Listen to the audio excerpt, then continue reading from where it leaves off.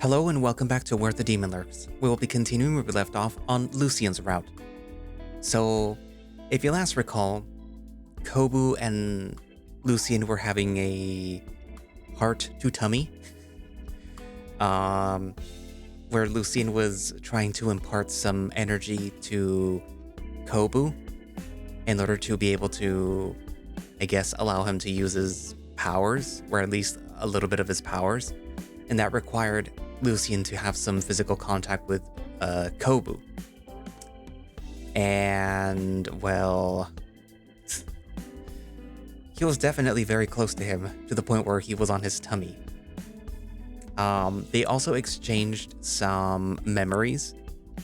Kobu was able to see, I guess, some of Lucian's memories of when he was in the up above. Where he was just sort of like a low-level angel, then gets picked by Lord Gary to, I guess, do this mission. And Lucian, I believe, sees... Actually, I don't remember what Lucian sees, but it has to do, be something in the underworld, right? Anyways, but, it's kind of plain to see that these two are getting kind of close, at least in this route. Also, Toast is there. He saw when they were fighting that demon previously, where it kind of looked like they were dancing. But yeah. Anywho, so they now have a mission to do, a job, I guess is the proper word, where they have to infiltrate the cultist camp and eliminate any evidence or something. I forget. Anywho, but yeah, so that's what they have to do now. Anyway, so I guess without further ado, let us continue Where the Demon Lurks, Lucian route. Chapter 4. Do I love him? With the time to strike near, the three of you gather around the coffee table to discuss the infiltration plan. Lucian puts down an assortment of metal figures and plastic house-shaped bricks on the table. They're from the real estate board game everyone has for some reason. I forgot that I bought the 514th edition. We played it once and King made all of us at the shop go bankrupt. Hey, I remember that game back from the day. Sociopoly? Yeah. Had friends who lost fingers to that game. Mortals still engage in high-stake games like these? I thought such foolery ended with the Roman Empire.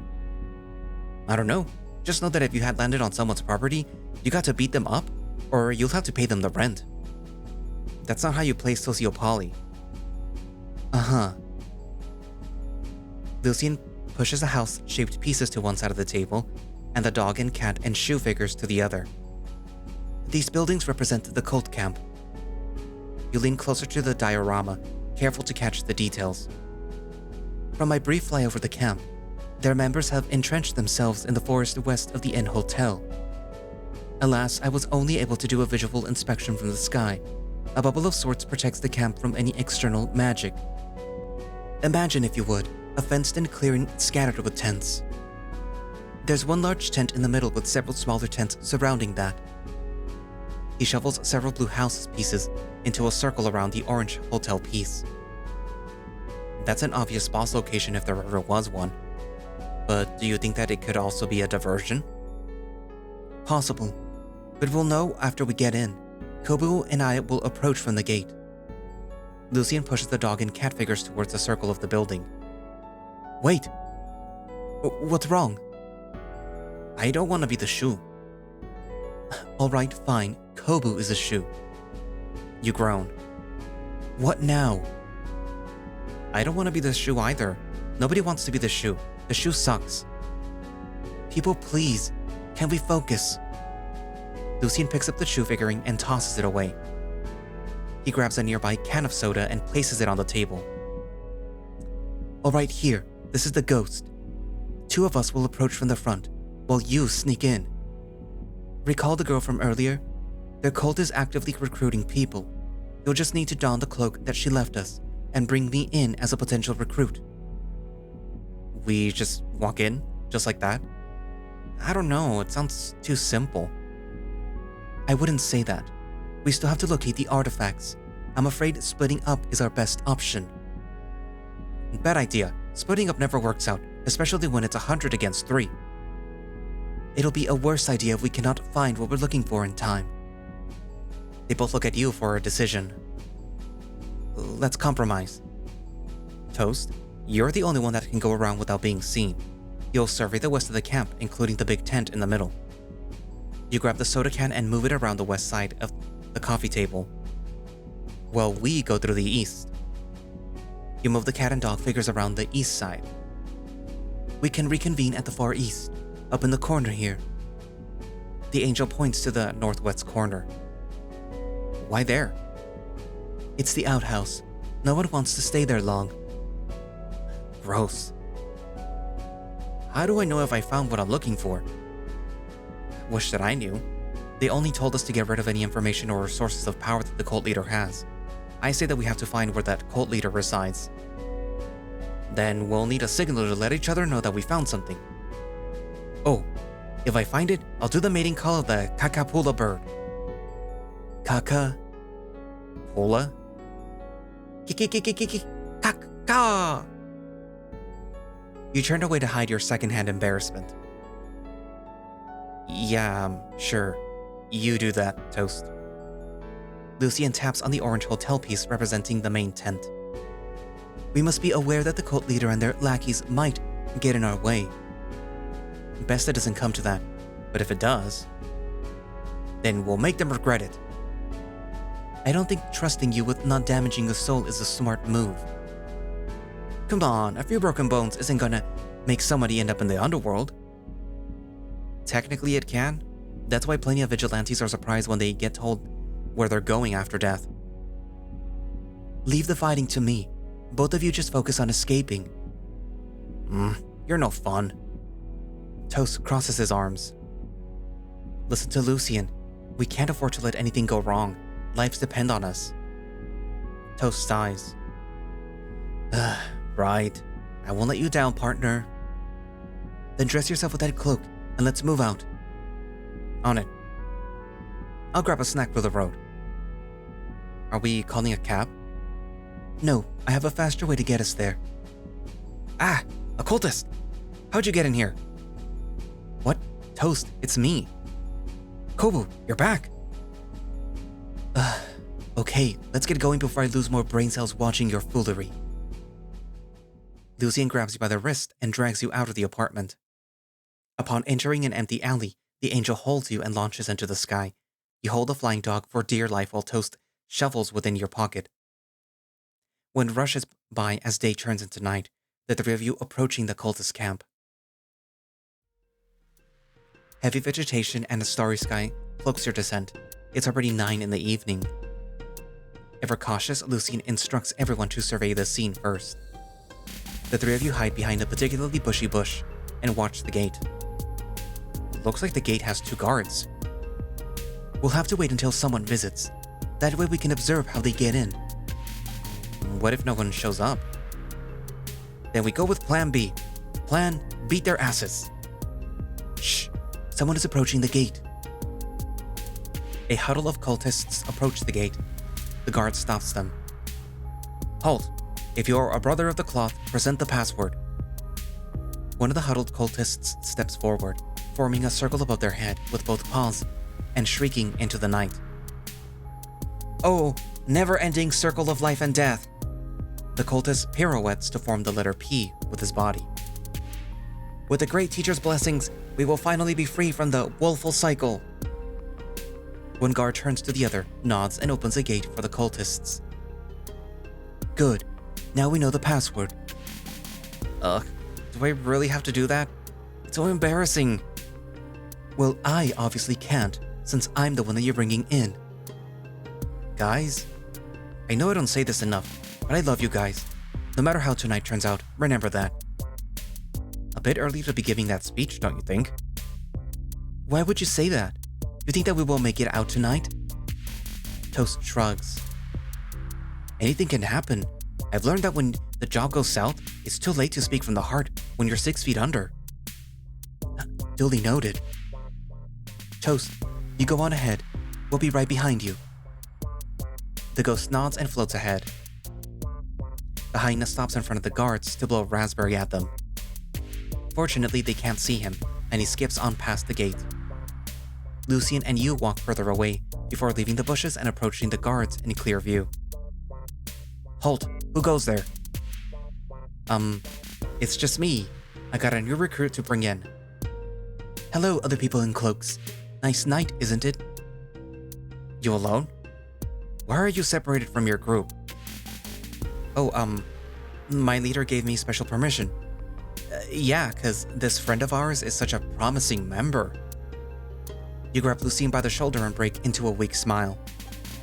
The Grey Teacher accepts all, but has he paid his dues? Come again? The guard shakes his head. He looks to the other guard, who shoots him a look of disbelief. First ranker, you will not earn the Grey Teacher's love if you forget the basics of recruitment. You're supposed to collect the mandatory fee from all interested to join. Oh, that fee, my leader has it. Yep. A little old first ranker like me won't hold on to anything that valuable.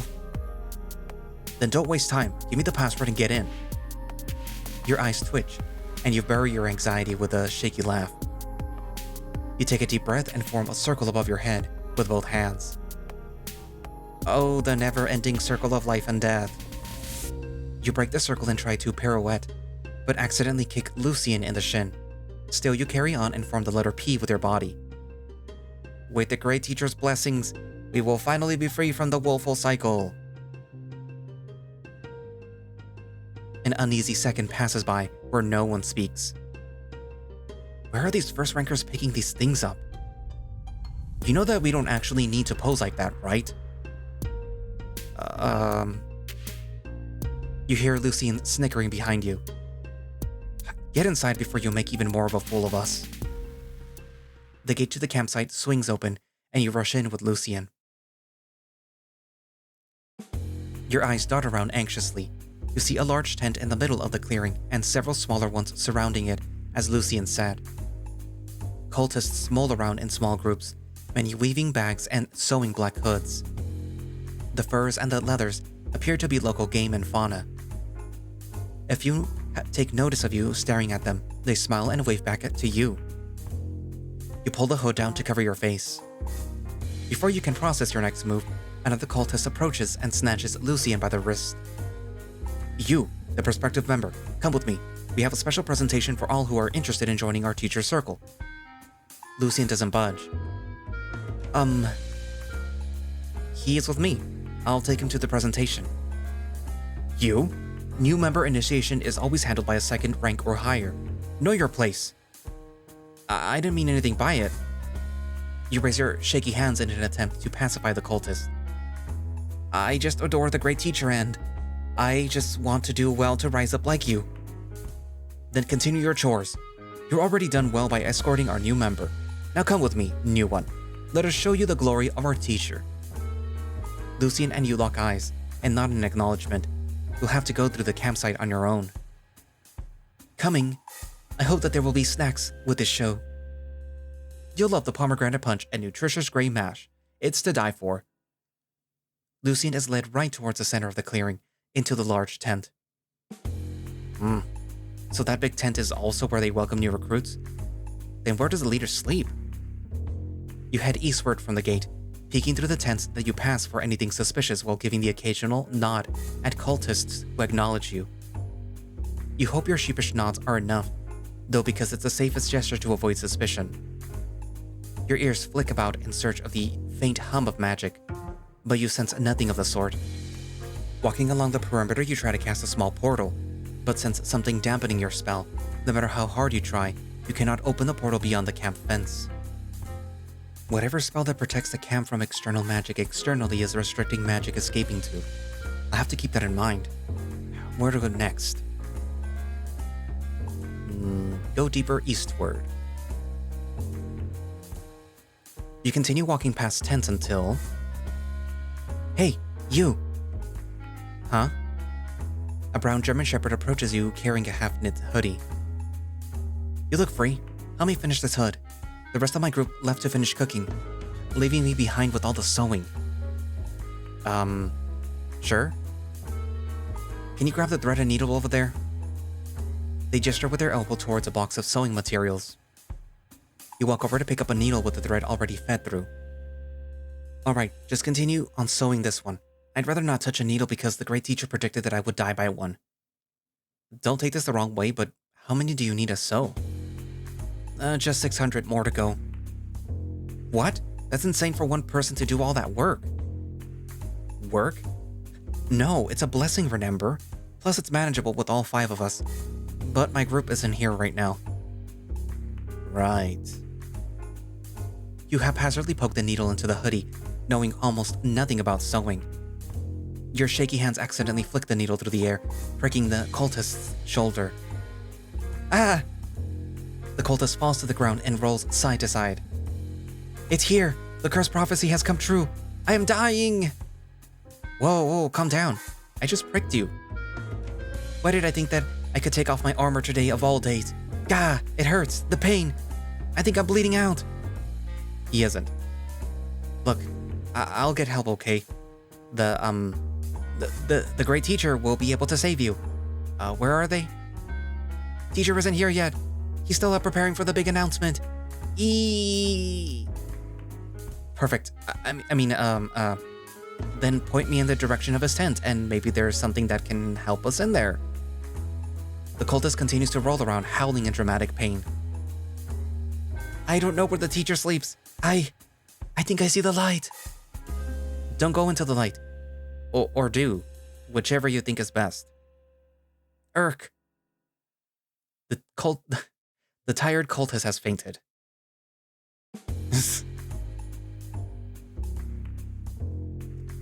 Okay. I'm going to go over here now.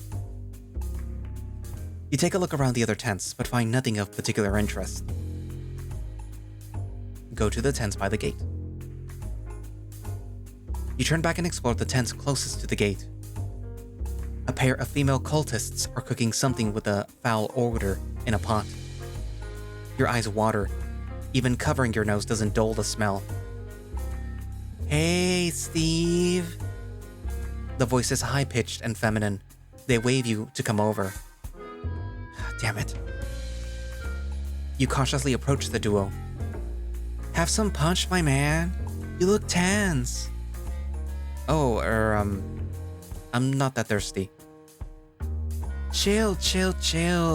You're radiating some negative chi. Teacher wouldn't want that. He says, like, we're all about the good vibes. No strife, no stress. Yeah, we're gonna live forever, bro.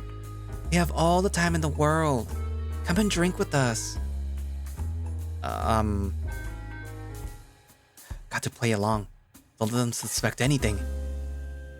Sure, it's been a while, I suppose, since I had punch. One of the cultists pours a foul liquid into a clay mug and passes it to you. The stench has your stomach in knots. What is this stuff?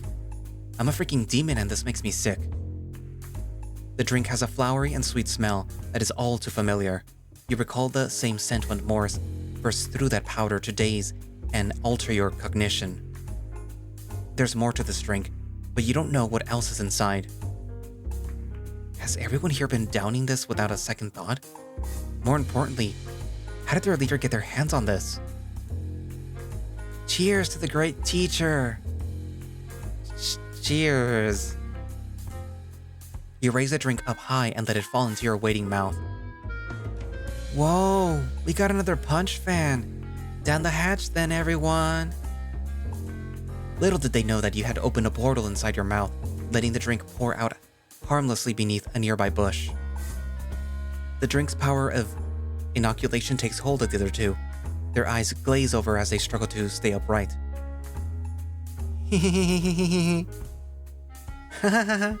What were we talking about? I don't remember. They are touching each other's faces in a daze. Now's my chance. Oh, wow. This feels good. You shuffle side to side, trying to imitate the other's reactions. I'm so relaxed right now. I just remembered why I was so stressed. I was supposed to clean the teacher's tent grounds, but I forgot where he stayed. That's cool, bro. We forget all the time. Heck, right now I can't even remember if this is my left hand or my right. They raise their right hand to their face. Wow, did I always have fur? Silly Steve, you always get so weird after punch. As for you, Steve, she points at you. The leader's tent is right behind the temple tent. They point at the big tent Lucian was taken to. Thanks, really appreciate it. Let's have another drink. Yes. You silently step away as the two of them start to fill their clay mugs again with punch. You take a look around the other tents, but find nothing of particular interest. A wave of unease washes over you while you head for the meeting point.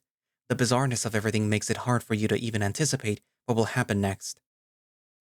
Cutting through the circle of tents, you maneuver to the outhouse with caution. You use the other members as camouflage, standing close to them whenever you feel eyes upon you. At the meeting spot, Toast peeks out from behind a stall and motions you to the back. Lucian, Toast, thank goodness you guys got here safely. The angel stands with his arms crossed. He takes out his tablet and activates the spell that distorts everyone's speech. The coast is clear, but better to be safe than sorry. What did you guys find out? Bupkis, I checked every tent. If someone isn't praying to this teacher guy, they're either making something lame or cooking something gross. Those are the usual activities with the first rankers. The second ranks are still out, leading groups and recruiting members. You know this how? The introductory video that they showed us in the temple was very informative. It's not a real temple, but the tent is their temporary gathering spot whenever their leader has an announcement to make, or for their daily worship to him. It's just a temple. How do we know their leader isn't hiding something in there? If there was, I didn't see any of it when I was in there. There is magic here, but not in the temple. I would have sensed it. Did you find any leads? Just one, the leader's tent. It's right behind the temple. I went past that tent. I didn't sense anything from it. Toast, did you see into that tent? Toast rests his hands on his chin as he recalls his prior reconnaissance. Pretty sure that I did. Nothing stood out about it. This is the only lead that we've got. Let's check it out. Then let's make haste. I told the cultist guide that I was going to the washroom. They might start suspecting something after I'm gone for so long. Aw, your first lie. I didn't lie. I really did have to come here. Someone's coming. Let's move. The three of you hurry to the leader's tent. You pretend to be escorting Lucian to keep attention off of the both of you.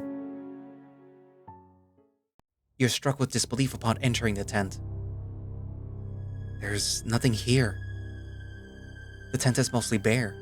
A beaten-up sofa lies in the middle with a green label tin from a brand of malt chocolate drink powder placed upon a wooden coffee table. This guy is more broke than you, Kobu. Could it be that he came without any of his belongings? No. Jin said that we find their source of power here. There has to be a trick somewhere. Maybe there is no trick. Can't the guy just have powers like you guys? The hyena picks up the green tin. Mortals with powers end up like Morris, not something of the scale. Toast shrugs. This thing is dirt. He gives the tin a rub. A plume of malty powder shoots out of the tin and sucks the ghost into it. The metal container falls and the ghost is nowhere to be seen. Toast? Where'd he go?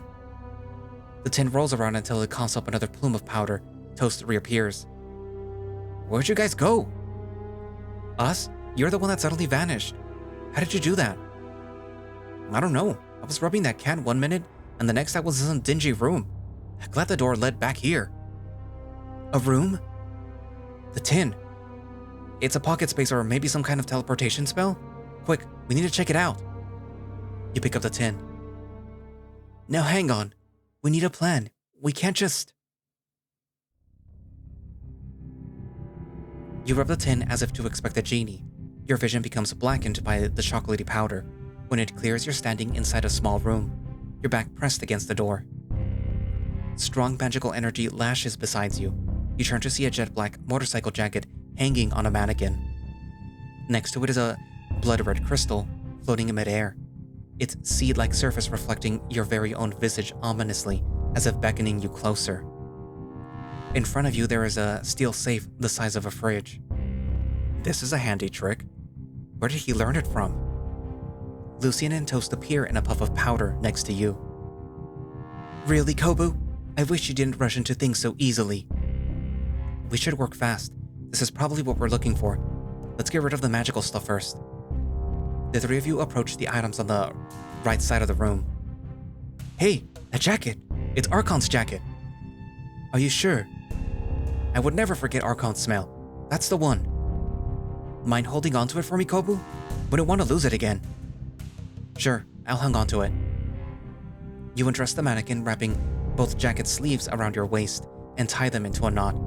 You know how ordinary the leather jacket is until you find a pin attached to it. The pin has an image of a laurel, reminding you of the many laurels etched into the walls of the underworld.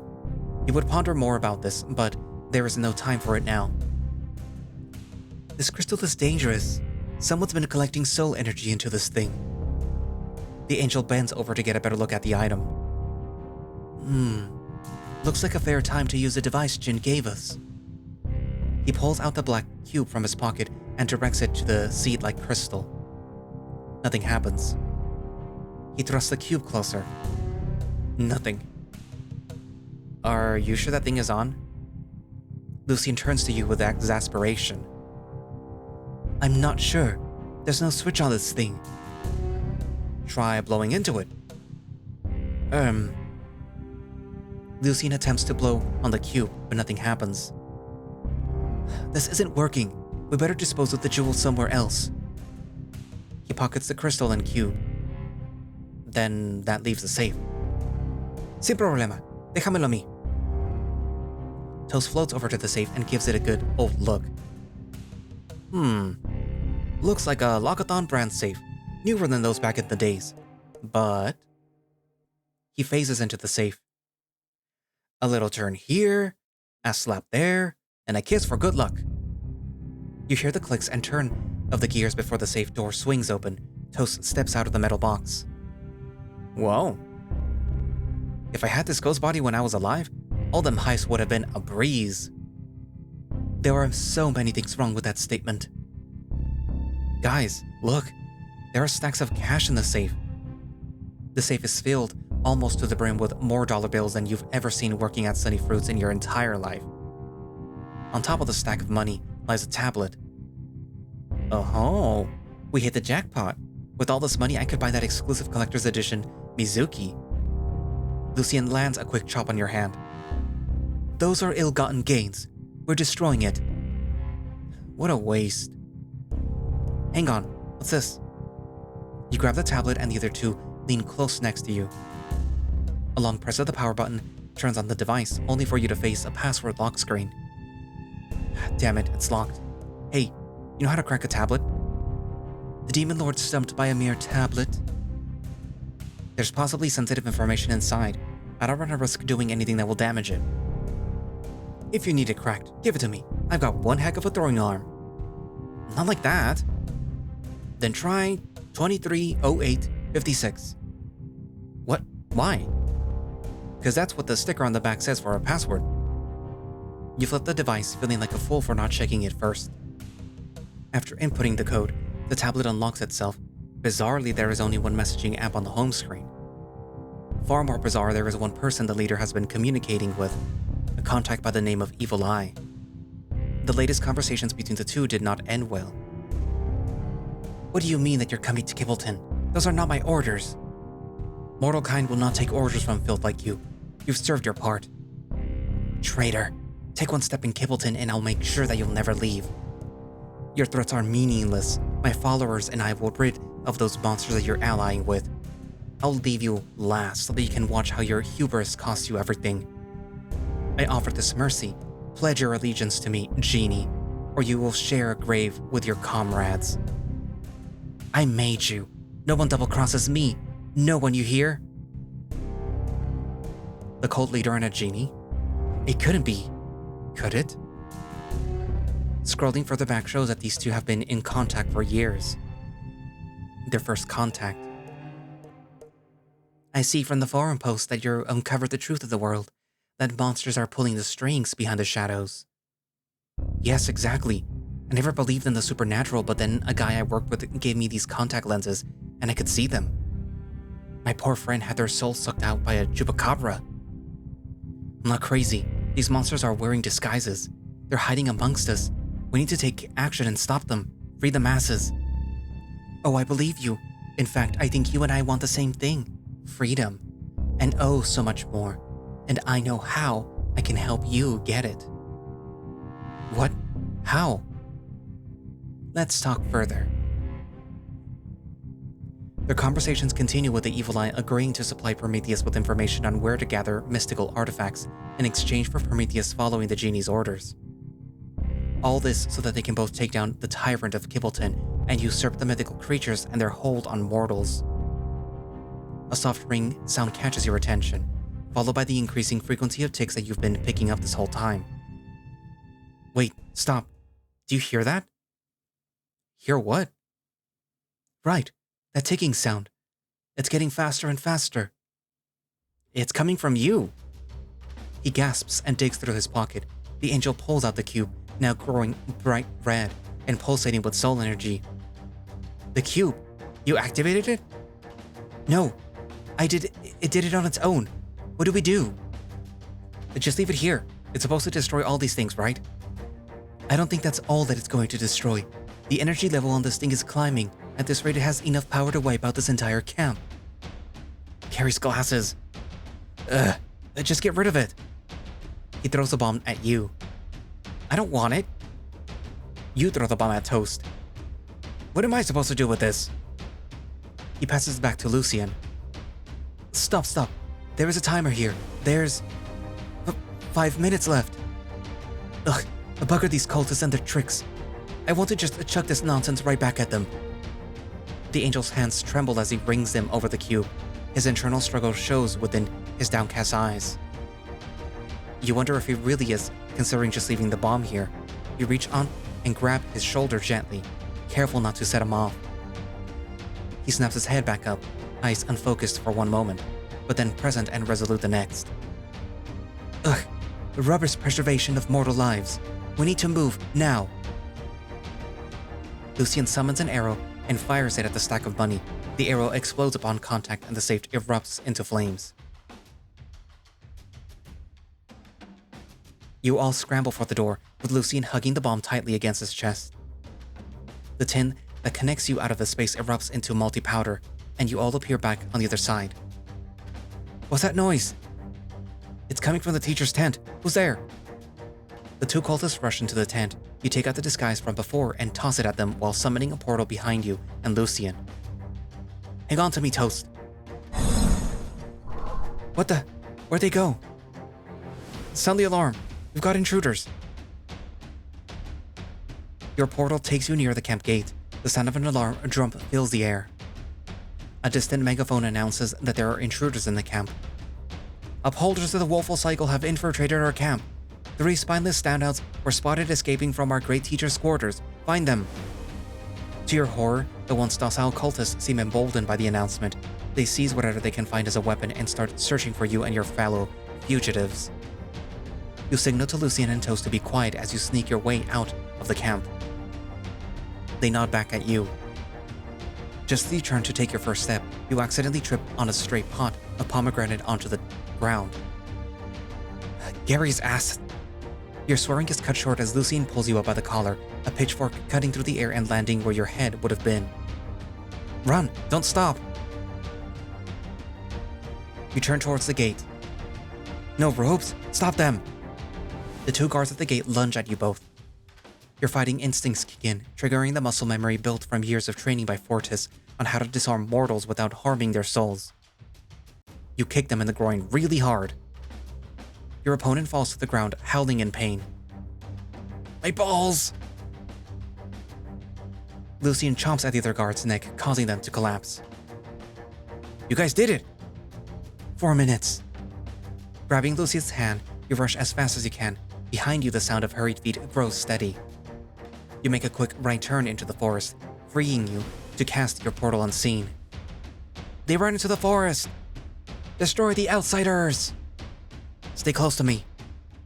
You don't know how close they are, but you open portal after portal in hopes of losing your pursuers. Kobu, the bomb! 2 minutes. You struggle to hear Lucian crying out as you focus on escaping the cultists. Your concentration breaks as the angel shakes his hand free from you. Kobu, stop! We must deal with the bomb right now! You gasp for air, looking around and realizing that you're standing in the middle of a hiking trail surrounded by trees. The cultists draw near. Toast, I'm gonna try to block them. Keep an eye out. The ghost takes to the skies. Lucian looks up as well. His eyes widen as the gears in his mind turn. Using your portal, you force the tree to project horizontally, blocking the path behind you. That stopped them. They're blocked, but it won't hold them for long. You turn to the angel. Where do we get rid of the bomb? 1 minute. Give it to me. I'll take it to the skies. I can't die. No, this amount of magic will rip you to shreds. The angel looks to you, wide-eyed and lips trembling. Launch me. Portal me into the sky. But, no buts. 30 seconds left. Launch me. Lucian turns to the ghost. Make sure that you get him home, and keep him safe. Toast nods fearfully. There's no time for hesitation. You open a portal in front of the angel along with the exit as far up into the sky as you can, just right above the trees of the forest. Like a golden crow, Lucian's wings emerge from his back. The angel runs through the portal and ascends at breakneck speed. You look at the night sky, spotting the angel's ascent.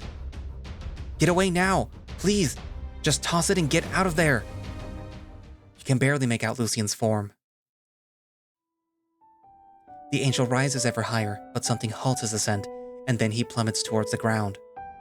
10 seconds remain. You rush forwards hoping to catch him. The angel draws his bow and fires the bomb. A bright red glow from the bomb trails the arrow's flight path. Lucian attempts to draw greater distance from the bomb, but then... boom.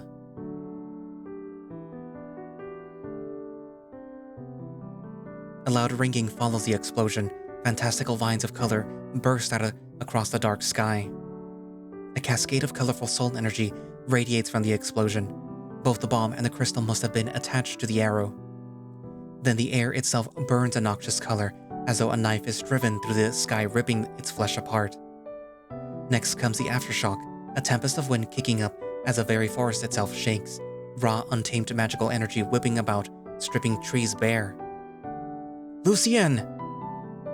You turn cold at the sight of Lucian caught within the edge of the blast. The radiant blast pushes the angel back to earth, his wings motionless as he crash lands into the forest to the west of you. You start running towards where Lucian fell, but Toast holds you back. We gotta get out of here, Kobu. We gotta move. Your eyes are drawn in by the growing ball of energy in the sky. You stand frozen in place as it grazes the tips of the surrounding canopy, disintegrating leaves and branches into ash. A bright flash of light erupts from within the noxious air, blinding you before the light collapses in on itself and vanishes into nothingness. Opening your eyes, everything seems as it were just a minute ago. Kobu, we don't got time to daydream. The cultists are still coming. But Lucian... he got hit. We have to find him. We don't have time for that. We gotta get you to safety. But... what was that noise? And all that wind? It felt like a tornado. The trees are damaged. Was it an earthquake? Who cares? Those intruders are still somewhere around here. Get around the tree and keep looking. The sound of rustling leaves and approaching footsteps agitates Toast. He snarls at the oncoming threat, then back at you. No buts! The ghost grabs you by the collar and pulls you off of your feet. If you care for Lucian, then you won't let his sacrifice be in vain. He knows what he's doing. Now get your head in the game, or we'll all be screwed. You wince in pain, but you know he's right. I understand. He lets go of you. Gritting your teeth, you cast another portal and continue your escape back to town. You summon every ounce of power that you have to maintain a stream of portals. The trek back takes hours. The sun begins to rise as you approach your apartment door. With a moment to breathe, the adrenaline runs out, your body beyond exhaustion from casting portal after portal. You can sense that you've used up what little reserve of power you have for the day. We made it. You drag yourself to the couch before giving up, just laying flat on the floor. Toast looks just as bad as you feel, his already see-through complexion even more transparent than usual. The ghost leans against the wall and slumps down onto the floor. As worried as you are for the hyena, you haven't a second to stop wondering how you're going to get to Lucian. I need to find Lucian. You struggle to pull yourself up. No, I'll go. He rises ever so slightly, only to slide back down into his sitting position. You can't even move. I'll go. You remain glued to the ground. Me? Tired? I can keep going all day. You probably got corrupted by those cultists. It's dangerous for you to go back there. No, I can't. Nothing can stop the toast. Nothing. He passes out. Toast? Talk to me, buddy. Drained of energy, you two pass out. Your slumber brings you with a haunting nightmare, your body tossing and turning. You find yourself within an endless forest, trunks stretched up as far as the eye can see, just to meet a canopy that blackens every twinkling star in the sky. You walk with heavy, labored footsteps, knowing that you must press on. You must return to your companions. For a reason unknown, you cannot hear out of your right ear, an unsettling experience twisting your core senses. Yet, you still press on. You look at your paws, once golden fur now singed black, a river of blood dripping from your digits. You stumble over your next step, pain piercing your chest. Yet, you still press on. Must go back. Kobu's waiting. Lucian! A loud thump startles you awake. Gotta get up. You jump to your feet. Toast is still asleep, but his lower half has phased through the floor. I need to find him. Every step feels like you're learning to walk for the first time. Your body hasn't completely regained its strength. You open the door and there stands Lucian. Where do you think you're going? Lucian. The angel holds onto the door frame for support. His face is dirtied by soot and dried blood. His feet and pants are stained brown, probably from the long walk back here. His remaining wing bends in an unusual position, and his once white feathers are singed black. You're missing a wing, and bleeding everywhere. We need to get you help. I'm fine. His eyes roll back into his head, and he falls forward. You catch and lower him to the ground, and his broken wing disappears. Lucian! No. You turn to Toast. Toast, get the first aid kit in the bathroom.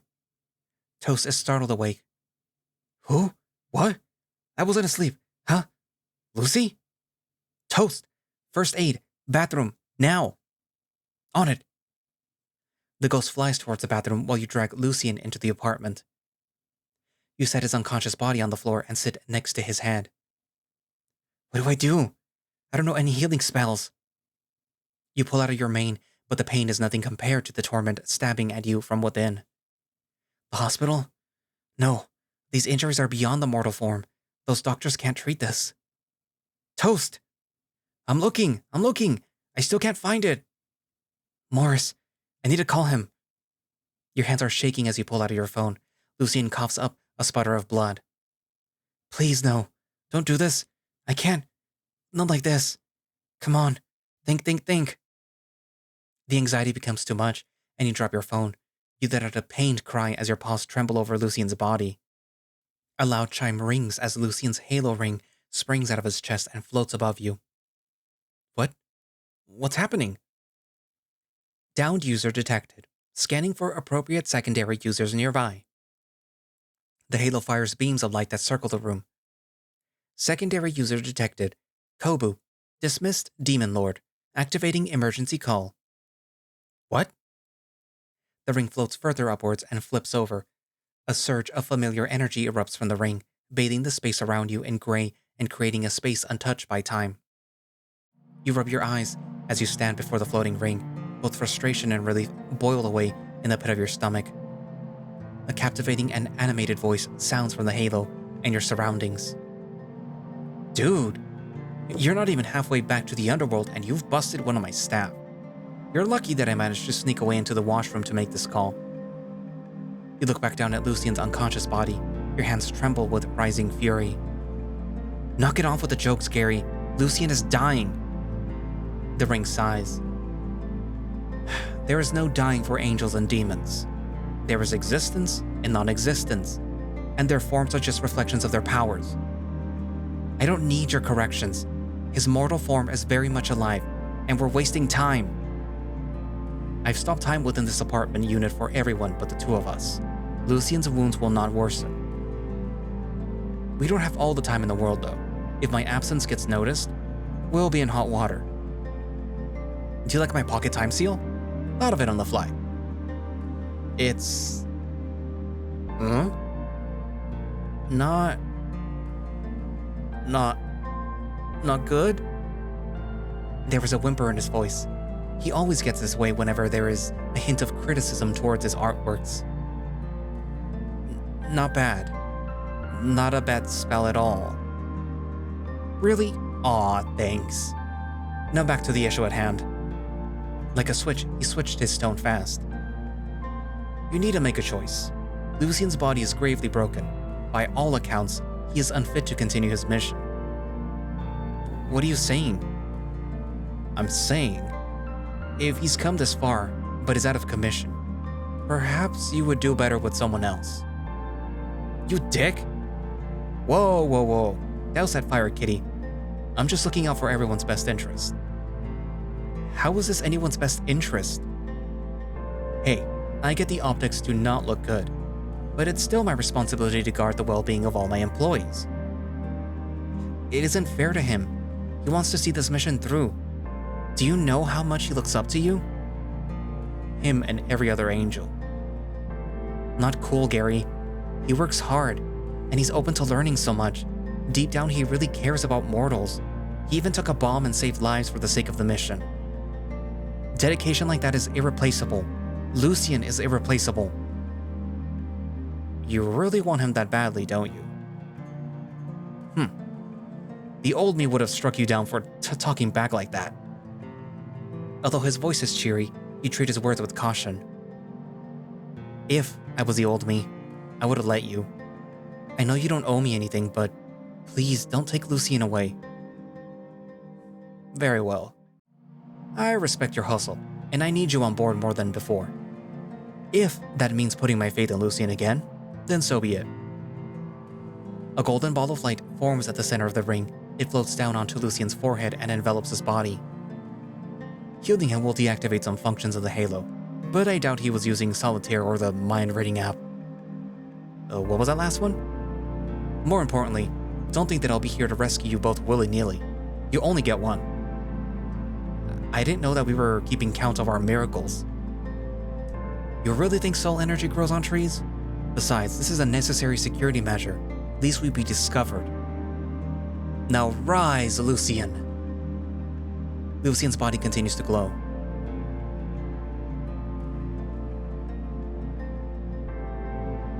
You hear Gary clearing his throat from the other side.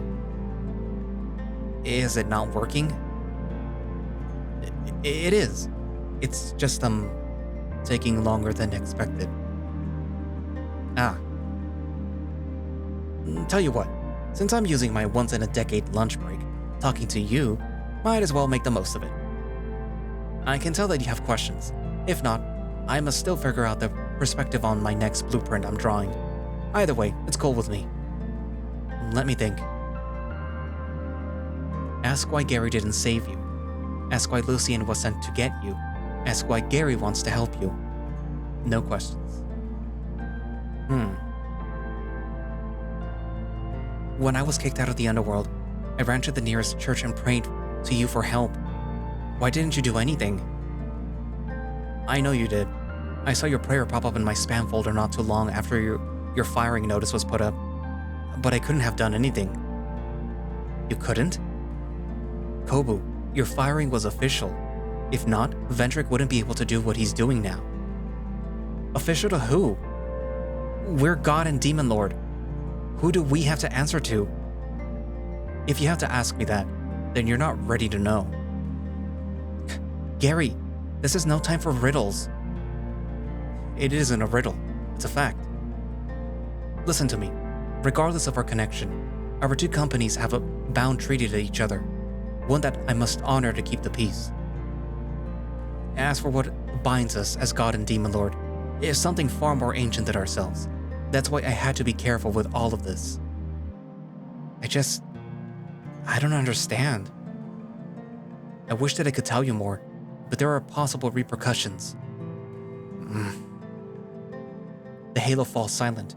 You cock your head to the side, wondering if there is a connectivity issue, but almost falls back when you hear Gary's voice exclaim. The words fail to make sense, and the both of you cry out simultaneously. Your heads feel on the verge of exploding, your vision blurring and your consciousness hanging on by a thread. Damn it. I should have known better than to try that. What was that? No more questions about that. You're messing with forces you can't comprehend. Shaking your headache away, you look back up to the piece to gather the words you need. It's just, I really needed someone back then. Well, I'm not blaming you now. I've already moved past that. It's just, things were dark. My hopes were hanging on by a spider's thread, and you weren't there. If I could be there for everyone, I would. There are just some things that even God can't fix. You look dejected at the halo. Alas, this is all that you can do for now. Ask why Lucian was sent to get you. Alright, then why did you send Lucian if you had other candidates light up? The clinking of coins being inserted into a machine is followed by the sound of a paper cup filling with liquid. Are you getting a drink? Hey, I've been up for days trying to finish my last commission. Let me have my caffeine. He sips loudly. As for Lucian, he just happened to be in the right place at the right time. You wipe your face with your hand. I'm getting mixed messages about how much you want this plan of yours to succeed. There is always room for improvement in a good plan. You're deflecting my question. Am I deflecting? Or are you feeling deflected? There he goes again with his vagueness. He does this every time. You get a sense that there's more to this than Gary's letting on, but you don't know if pushing the topic further will get you anywhere. You decide against asking any further. Fine, I suppose. Really? You're just okay with that answer? Yeah, I mean, I trust you know what you're doing. I expected you to say something like, damn it, Gary, can't you show me some respect and just tell me, to me straight? Something like that? I don't think that's what we're talking about. Yes, you do. Remember the Heaven and Underworld convention when you first took over? And we met for the very first time? Vaguely? You turned your head away from the halo. Well, do you remember throwing a tantrum so terrible that it caused an earthquake? Hey, you would too if somebody promises to give you a gift and throws holy water at you. Like I said back then, it was symbolic. I was going to let you mark me with soot from the underworld. Suppose a demonic maggot pie in the face was just as good. It wasn't one of my best moments. Besides, you know that I suck at interpreting performative arts. Then, there was that one time when we were deciding what to do with the soul in limbo. You got so frustrated at me shutting down your ideas that you set your own office on fire with that flame above your head. Alright. Can we stop reliving the greatest hits of my incompetence? No, not incompetence. More like anxious desperation to prove yourself. You were a mess. No offense. None taken. Ask why Gary wants to help you. Why are you doing any of this in the first place? I've been replaced. Even if you didn't like Vendrick, wouldn't it be easier to negotiate with him or replace him with one of the other generals? Bro, you think that I didn't try diplomacy? For Vendrick, it's the underworld first, no matter who he has to step on to keep it that way. I have souls reporting that they're getting tortured before they even are being tested. That demon is beyond negotiating. Also, what do you think your job is? It's not something that you can just give away. It's a job. Anyone can do it. Speaking as a guy who gets reincarnated every time a new demon lord pops up, no, it's not a job. You think that it's easy being the one in charge of billions of souls, understanding them and giving them what they need to maintain the cycle of life and death? If it's all that, then you're barking up the wrong tree for a demon lord. Kobu, I don't think that I can do it. Then I'll wait until you do. I'm not giving up on a bro. We need each other, remember that. No questions to ask. I'm up to speed. There's nothing else that I want to ask. The halo bops up and down, as though it's nodding. Then, I've got one. Are you dating my employee, Kobu? You cough up your own saliva. Excuse me? Definite yes right there. Lucian and I are working together to get King back. Nothing more. Really? All this time with Lucian watching you, being near you, eating with you, and you don't have feelings developing? Gary, people don't fall in love in a week. Besides, angels and demons aren't supposed to mix by law. It's absurd to even consider it. A week? Feels much longer for me. After all, you two have been in a lot of shenanigans. The halo emits a static noise and reveals an image of you and Lucian head to head during the exchange of magical energy. Ah, you saw that? He reported it to me. He keeps a tight file on you. That's just a work-related exchange. You know, to unlock back some of my powers. Just saying, people don't speak up for just anyone. Nor beg God himself to save their acquaintance's mortal life. Well, if you aren't interested, then good. I won't allow it. You won't allow it? You have no right. Hello? Who created angels? Also, didn't you just say that it violates our rules? I don't care. You have no business in determining how we feel. If I like him, then I'll let him know. You will you? What are you going to take him on a movie night or something? I'll get the biggest popcorn for us to share. Gary scoffs. What's next? A bouquet of flowers and sweet poetry? The sweetest. Then a passionate kiss to end the night. What am I saying? Gary bursts into laughter. You blush, realizing that he tricked you into saying all that. Gary. Look, all jokes aside, your feelings are none of my business. I myself don't see value in upholding old war-era laws that serve no purpose. But whatever you choose to do, please don't break Lucian's heart. What do you mean by that? You eye the device with suspicion.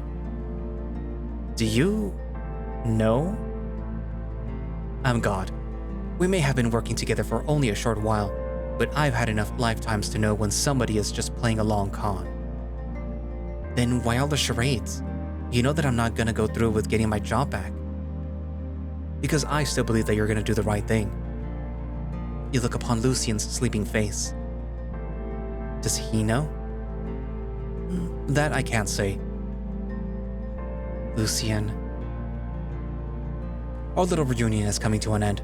I gotta start up my art stream for all of the up above to watch, or they'll suspect something is up. Time will start again. You know, never realize how much I miss our chats. I do hope that we get to do it again. Thank you for saving him. Give what I said some thought. One last thing. I know Lucian can be a bit of a stubborn type, if things get difficult, here is a way to smoothen things out.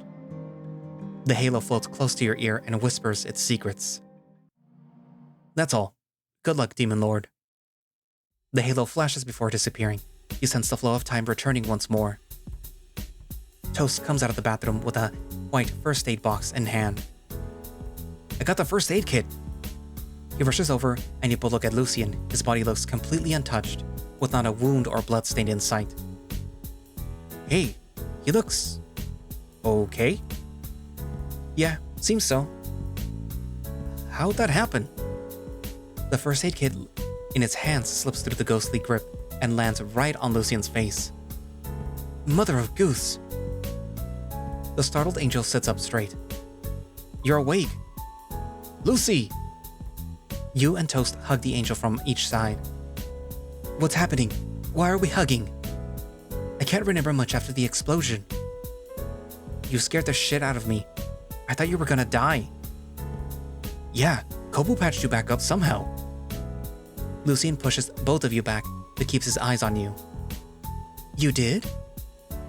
Well, to be exact, Gary did. I mostly watched. Lord Gary? He came down out of his busy schedule just to save me? His eyes light up at the sound of his employer's name. Mm-hmm. He came swooping in to save you. You're invaluable to him. The angel cups his hands and places them against his heart, as though in prayer. Thank you for putting your trust in me, Lord Gary. If you ask me, I think you made your ears crooked. Lucian leers at him for the joke. How are you feeling, by the way? No different than before we left for the camp. That Gary guy must know his stuff. He's the greatest, and he has graced us with his presence. This means that we cannot fail. He's counting on us. That's right. Our job's not over yet. Finally, you can turn your attention to the items that you've taken from the cult.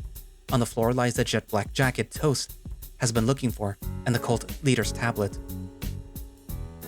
Oh, here it is. The ghost picks up the items and passes you the tablet.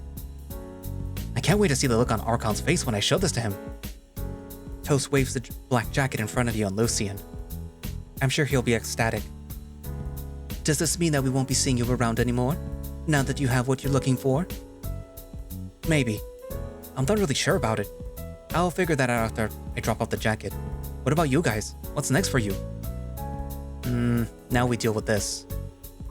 You hold out the tablet and turn it on. You scroll through the conversations between the cult leader and the genie that he had been working with.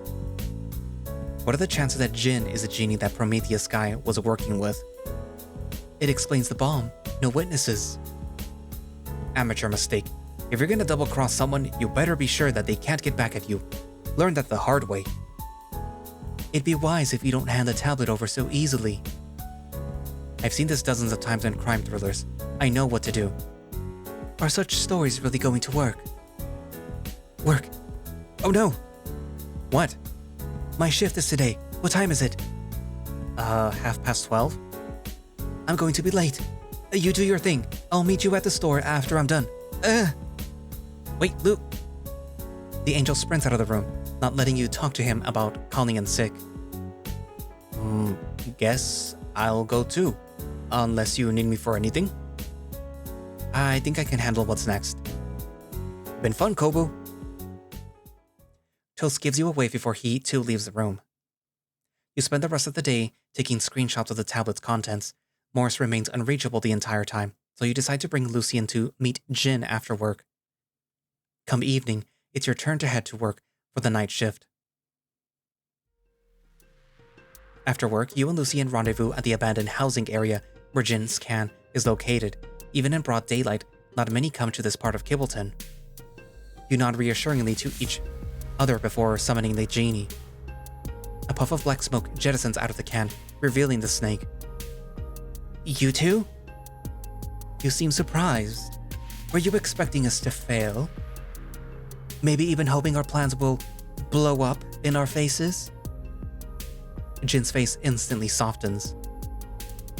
Of course not. Their voices thick with sarcasm. I had full faith that you two would make it out alive.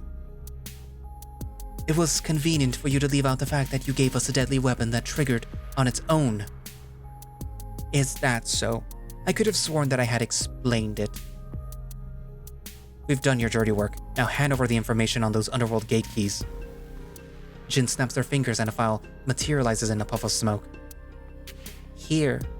For you. The genie extends the file out before you. You reach for it, but your hand stops above the file. There is an uneasiness about this.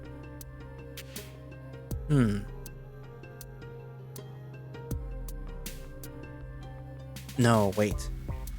This is too easy. Jin's eyes narrow. Lucian gets into a fighting stance.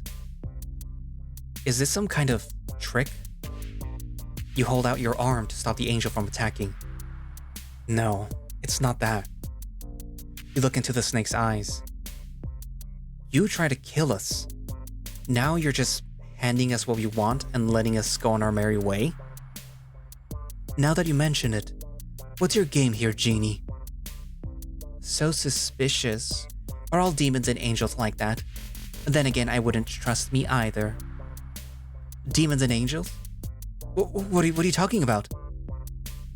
You've been spying on us. The cube. Jin smiles widely. Yes, the cube. My greatest work yet. I hid layers of spells over one another. The whole time you've been carrying it, my magic has been scanning you both. The bomb didn't activate by accident. You knew that we were close to all the evidence. We just did your dirty work for you. Jin claps her hands slowly. Gold star. You monster! Have you no honor? You can't live on honor, Boy Scout. However, you can make a living if you know who to make the right deals with. The file for our silence. You know that we have dirt on you too. Exactly. A win-win for everyone. You get to do whatever it is that you want with that stupid gate, and I don't lose my head to Mr. K. You take out the tablet that you kept under your shirt. There goes my ace in the hole. On a lesser being, it might have worked. So that's it. You're selling out your own people. You get to betray them and walk away like nothing happened. In a sense, yes. But let's get one thing straight. The rings are not my people. They are my captors. I couldn't care less what happens to them. If you follow their plans, I'm one step closer to freedom. If they crush you first, then we will all be happy with less of your kind getting in our way. Was working with the cult part of your plan to free yourself? It was. I was using that little sheep to amass an army and invade Kibbleton. In all that chaos, I would have found my lamp, and who knows, maybe enslave everyone here. He just had to spoil it all by getting greedy. Alas, he's not a problem anymore. So, do we have a deal? Don't do it, Kobu. We can go to their leader and expose the snake. I would advise against that. Knowing Mr. K, none of us would be walking away with our heads in that situation. Mr. K despises traitors as much as he does demons, after all. They hold out the folder again. You sigh and grab the folder, but Jin doesn't let go. The tablet, if you would be so kind. Tsk. You look over to Lucian, whose eyes remain fixed upon the snake. He reluctantly nods to let you continue with the deal. You hand over the tablet. It disintegrates into sand within the genie's palm. At the same time, you obtain the folder. Passing it over to Lucian, the angel quickly reads through its contents and verifies it's all in the file. You do know that destroying the tablet doesn't delete the information saved on the servers, right? I have my ways to deal with that. It's been a pleasure working with you two. Let's not do it again. Also, if you spot Morris, give him these. He tosses 3 batteries at you. You catch them and put them in your pocket. The demon's presence is no longer detected by our security system, but that boar never claimed his reward. Did something happen to him? Not my business to care. Best outcome, he and the demon destroyed each other. Lucian growls. Come on, they aren't worth it. You both leave. It seems that you have seen Toast's meeting with Archon before. It'd be great if you want to see it again, but it would be a chore if you read this many times. So would you like to skip the scene? Yes. Toast meets up with Archon to give him back his jacket. Archon asks if he's ready to move on to Las Vegas, but Toast has business to finish in Kibbleton. After giving Toast some ambrosia to clear his corruption, Archon sends Toast back to Kibbleton with his blessing. It seems that you have seen Amari's meeting with Nox before. It'd be great.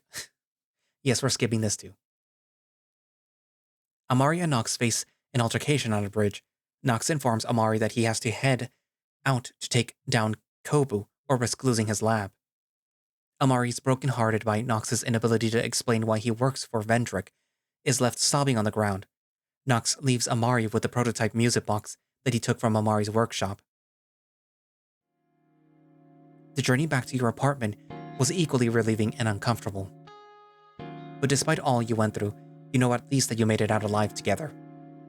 You and Lucian stand outside of your apartment as you search for your keys. Let's not do that ever again. At least we have what we needed. We should go through it with Morris. He'll be alright, won't he? On one side, you have a demon with unpredictable magical powers. On the other is a meat sack who's deeply paranoid, money-hungry, and who wields painfully average magic. If it was anyone else, I'd say that they have no chance. But I think that Exorcist is an exception. I hope so too. Just in case we should look for him. My door's unlocked. What do you mean?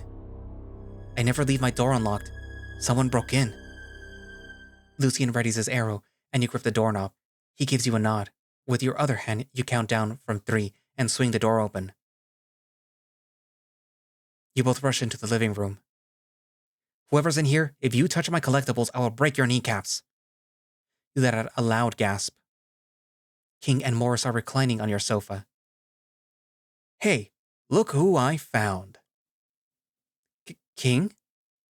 Kobu, I'm back. The alpaca leaps off of his seat and hugs you.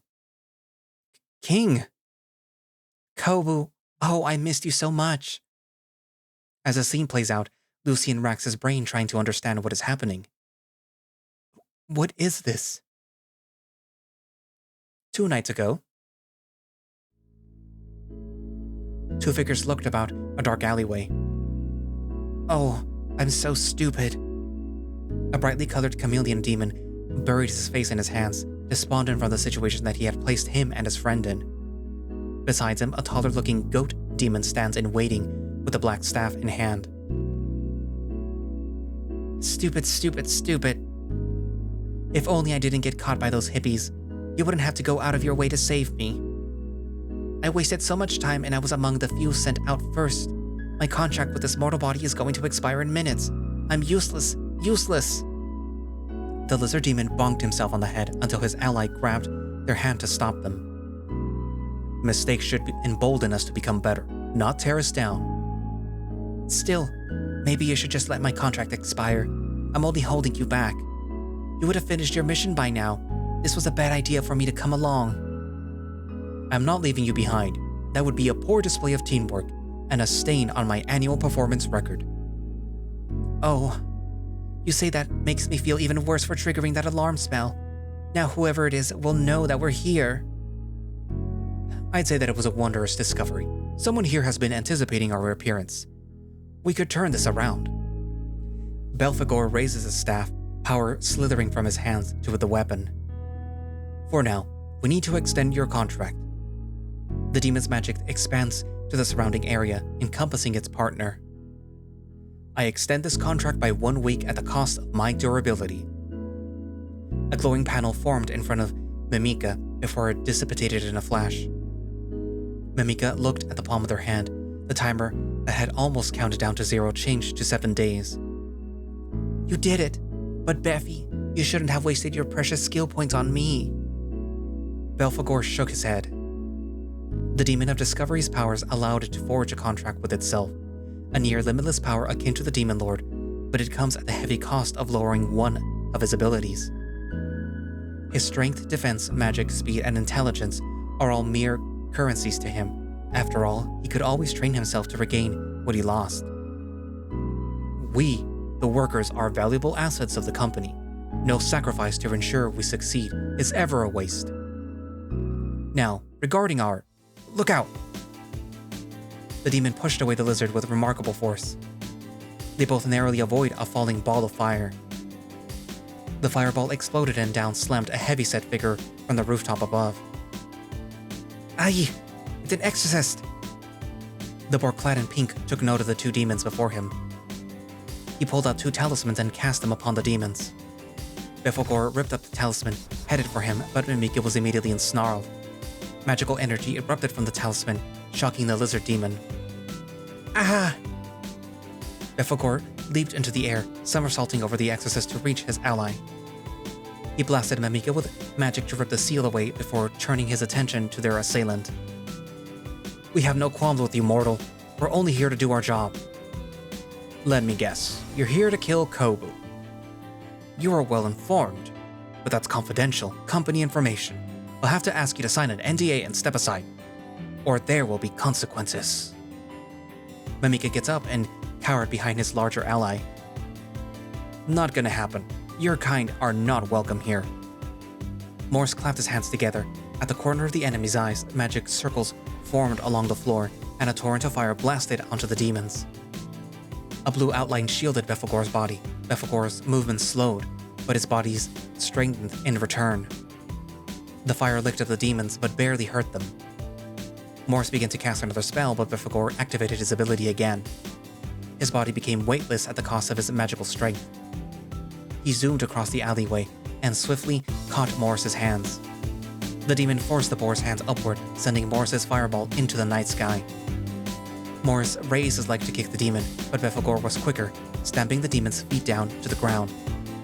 Mimika, in sync with his partner, flipped over Belphegor and touched the boar on the forehead. Morris's entire body turned stiff, and the light in his eyes faded away. The demon had him under his spell.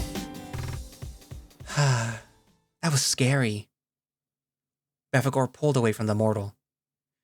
Excellent work, Mimika. I'll be sure to rate you highly for your cooperativeness during the interdepartmental staff review. You were great too. You're so strong, Belphegor. I wish that I could fight like you. Your strength lies in espionage and subterfuge, my friend. But I'll be happy to train you when we get back. For now, find out what this one knows about us. On it.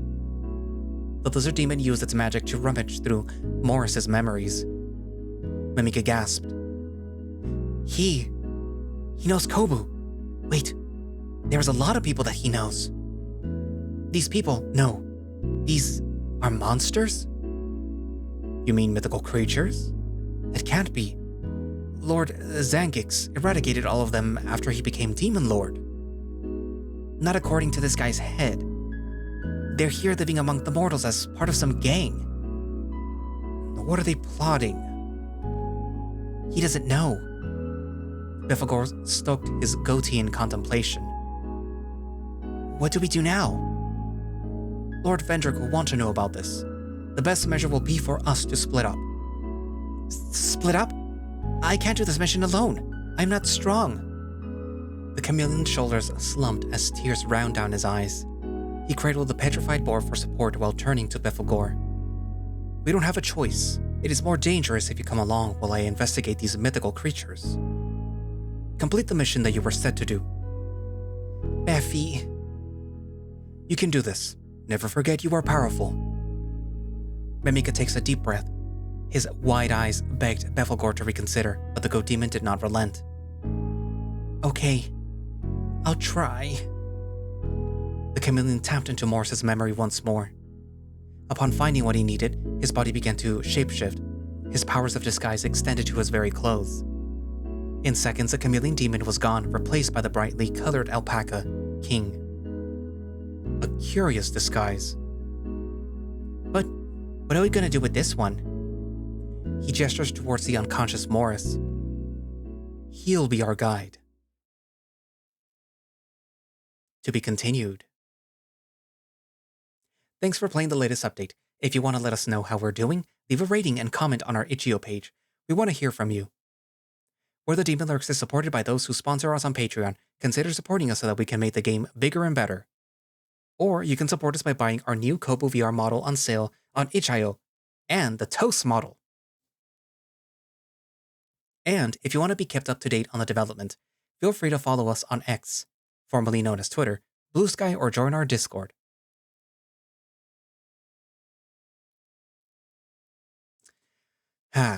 So, I mean, obviously Morris wasn't going to be able to just go into the underworld and take out King. It's kind of interesting that the demons are going to try to trick Kobu and I guess Lucian and I'm assuming Toast into believing that King is alive and well. And I'm assuming that Morris is under a spell, to try to get him to play along because apparently Befelgor isn't with them, so he can't shapeshift or can't be shifted to pretend to be Morris. So shenanigans probably in the next part. What else? Also, like I did say, there is a Toast avatar. I was gonna try to show it off by making a fake, sort of ad, like a fake ad break. Unfortunately, an update for the MetaQuest headset has broken the ability to use PC VR, so I can't do that. At least not at the moment. If I fixed it, then I'll just cut this little part where I'm explaining this out. But yeah, so.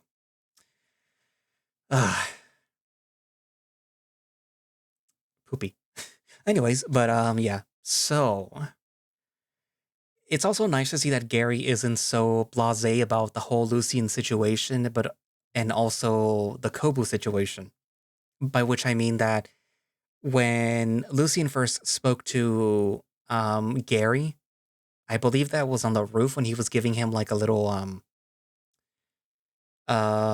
he was telling him what was happening. Gary seemed kind of like, yeah, okay, yeah, sure, keep doing what you're doing. But it kind of seems like he is keeping tabs on them and that he is at least concerned about what's going on. And it is interesting to note that Gary, who is technically God, and Kobu, who is supposed to be the Demon Lord, are beholden to someone else. And I can already hear people saying like, oh, so there is an actual God, not, Lord Gary being God, standing God. No, there is a God.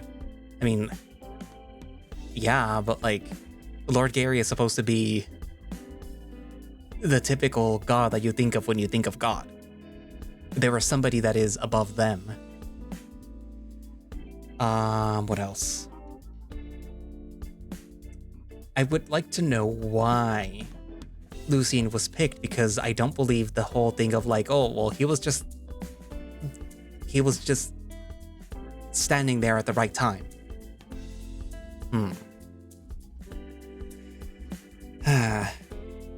And obviously, Kobu really likes Lucian in this route.